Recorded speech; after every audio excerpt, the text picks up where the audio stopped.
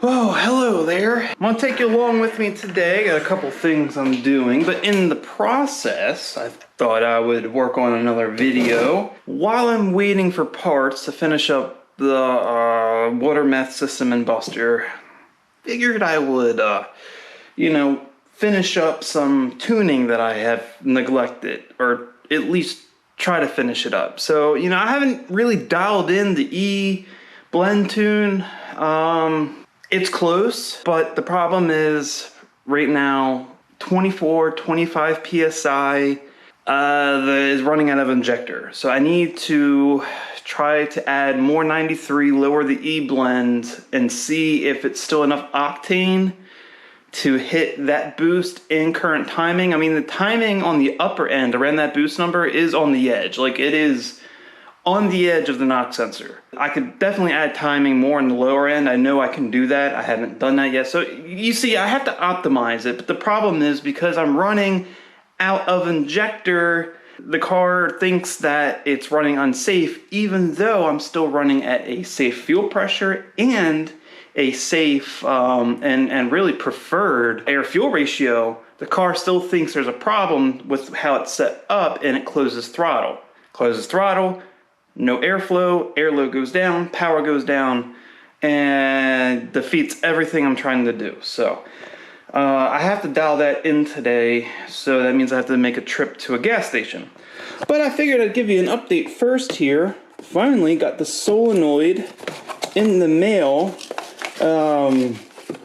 So here it is, US Solenoid. This was a, this thing's hefty, dude. This thing's chunky. This was a eBay special, $20-some to my door. I think this should work really well. Let's see, it's 12 volts.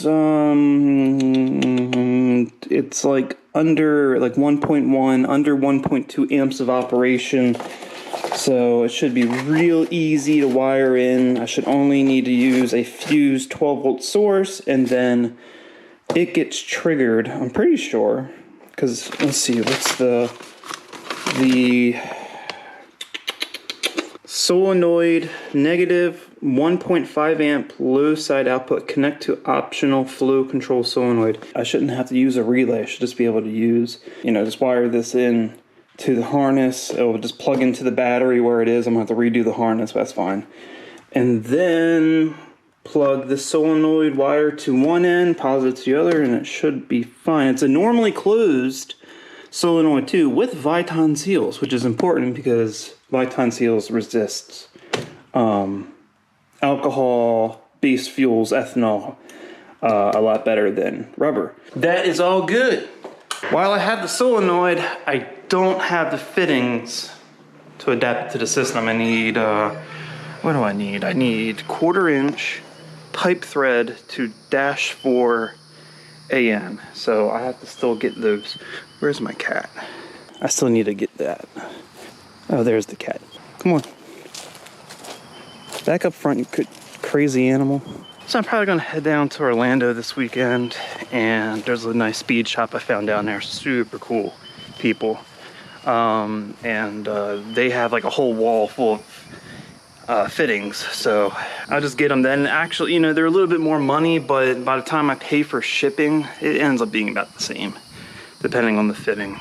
Once I get those, then I can finish that. But, obviously there's gonna be some time between now and then, which is why I'm doing this video. So, and then eventually, once I get this damn ethanol tune dialed in and where the car is happy, then I can do a acceleration test, the 40 to 80 test, and compare that to previous runs. But I still have to get the throttle to stop closing. The only way I really know to do that is you have to actually turn off, in the tune, you have to turn off the limiters that do it. And I don't like turning them off, but once I see how the car reacts with those limiters off, as long as my air fuel is safe and fuel pressure is still good for the boost level, then it really isn't important. As long as I know that. It is probably definitely not the preferred way of doing it, but that's how I'm doing it. I gotta get that throttle to stay open, because what it does, around 6,000 RPMs is when it starts doing it. it will close to barely open, 28 degrees, which is like, if, you know, the throttle's like that shut, 28 degrees is like, what, that?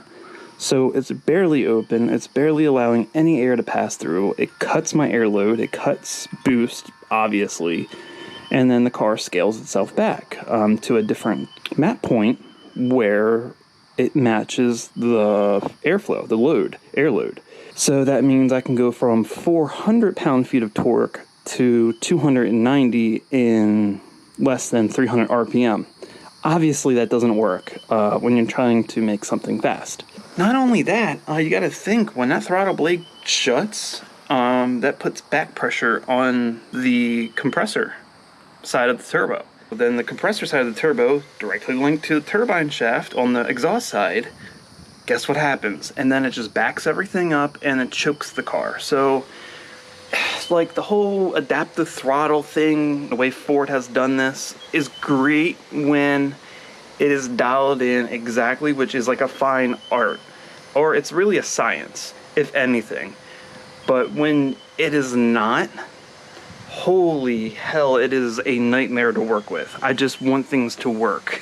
I guess I understand why tuners for this platform, for these EcoBoost cars and newer S550 cars, are so particular about their, like, secretive, I guess, about their tunes, because it takes a serious amount of time to log and make changes and log and make changes. What, I have 2 months already? Just only 2 months to get to this point. I'm still not anywhere where I want to be. I know some of these people, I know some of these companies who tune cars, who make tunes, they probably got, oh my God, hundreds of hours, you know, thousands of flashes to get a tune where it drives like factory and increase power. It's not easy to tune, that's for sure. It is not easy to tune in the way Ford intended for it to operate. Let me put it that way. But I'm gonna get on the road here. We're gonna go get some gas and I'm gonna do some data logging. See how the car responds to less ethanol. Probably be around E30. Well, we're on the road again. Got the laptop with me. Got the tune flashed. Just kind of building the octane adjust ratio back up. So now that I'm running an E-blend again, I usually go to Racetrack. It's the only gas station around my area of Florida that sells E85. That's where I usually go, and their 93 usually isn't bad. It just, you know, it's not considered top tier. Before I was getting 93 at BJ's because, you know, I have a membership with BJ's, and yeah, 93 at BJ's is like $3.40 a gallon. So, you know, when it's $1 cheaper a gallon versus your top tier places like Shell or Sunoco, tend to go there. And for like normal driving, nothing wrong with it. However, I've discovered that BJ's 93 is very inconsistent, and I don't always get the same quality fuel. That's to be expected. Right now I'm heading to Sunoco because I don't really have any Shells nearby. There's some, they're a little bit further away, and I don't feel like wasting gas just to go spend $5 a gallon for a few gallons of 93. So Sunoco it is. Speaking of Sunoco, hinting a future video, I don't know if I mentioned this before or not, but I do plan to make a trip to a special Sunoco. It's about 35 minutes from me. There's a few that I know of in Central Florida.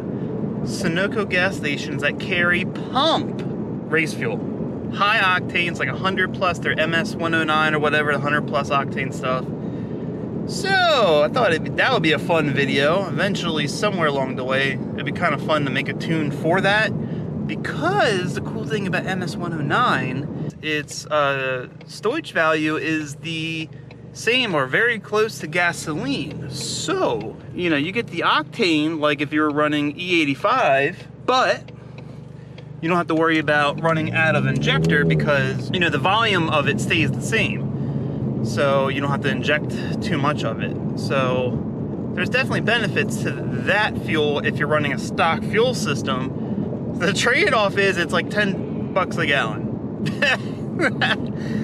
So it's like, and actually that begs a question. It's like, okay, so I guess in the long run, you know, especially if it's a car you drive a lot, it makes more sense to go upgraded fuel system E85 versus stock fuel system and a super high octane fuel like MS109, where, you know, you're paying $100 a fill up.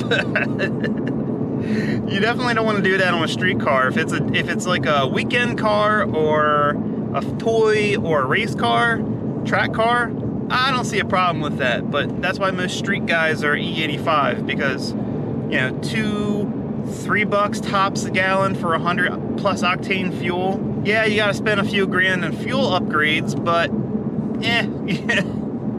So that's gonna be a future video. I'm gonna make a trip there and do some fun stuff there. Oh, did you see the picture of Buster?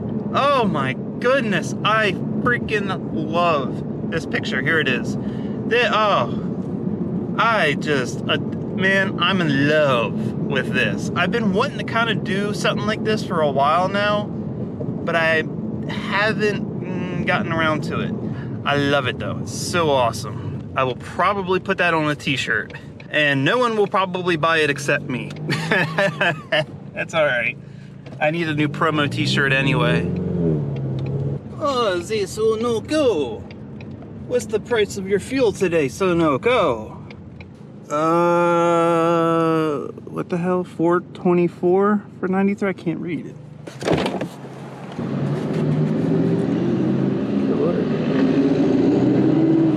$4.29. Oh my god, I'm so bad. I hate that gas is getting expensive again. Oh my god. What can you do other than drive an EV? Could do that, I guess. But where's the fun in that? Gotta pay to play. Got a C4 Corvette graphic on the screen here.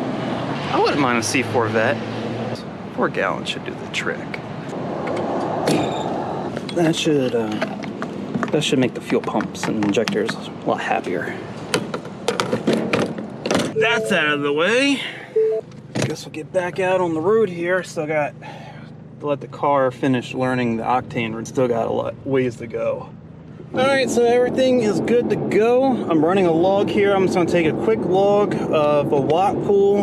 I'm only doing one, and I'm checking the log immediately because, you know, I don't want to beat on it if it's something ain't right. But let's see how she do.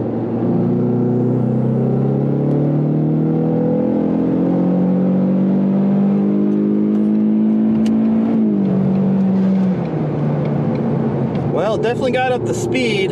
Felt a little sluggish. It's hard to pay attention to what everything's doing, hold a camera, and drive. I'm gonna pull over to the side. I'm gonna review this log real quick and we'll see what's going on. Taking a look at the log here. This is just a very brief overview. I'm not gonna get all crazy with, you know, doing a screen record on everything. The car is still doing what it's not supposed to be doing. The boost is dropping off because the throttle keeps closing on me. This is what I've been fighting, and no matter what I have done, nothing has changed this. Now, I still have a couple things I can do to try to fix this with making adjustments to the effective area tables in the throttle section. So even though it's saying, the car is still saying torque, air limit, fuel flow, injector, and all that, it still should not be affecting anything unless I'm missing a limiter somewhere. But it should not be dropping. And my fuel trims are up top. Could use a little work in that mid-range, but up top, they're good. You can see, like, there's just so much work involved with this tune. I can't just, you know, back to back run the car on a dyno, and, you know, I don't have access to that. I mean, I could if I paid for it, I'm sure, but I'm not. You know, like, being out and about is my dyno. Driving the car is my dyno. So, but it takes time because I'm not out here spending all day doing this. So, like, I'll go out like I am now while I'm filming a little bit of video, do a run, and then go on about my day doing the rest of the things I need to do. I thought I had this figured out. look, I'm at the point with this car and tuning it where I don't care how it gets done as long as I get the results I'm looking for and the car's running safe. If I can just get the car to do what I need it to do, then we won't have any problems. Man, it's just been a challenge. It's been fighting me. We will keep working on this, I guess. I just, you know, need more time. But hopefully you enjoyed the video here of me just trying to figure this out, trying to hammer out the tune here in Buster. We'll keep working on them. Don't you worry. We'll get it there. We'll get it there. I think that's going to wrap it up here for this video. So you know what to do. Like the video if you haven't already. Subscribe. And keep a lookout for the next Cars Creative video.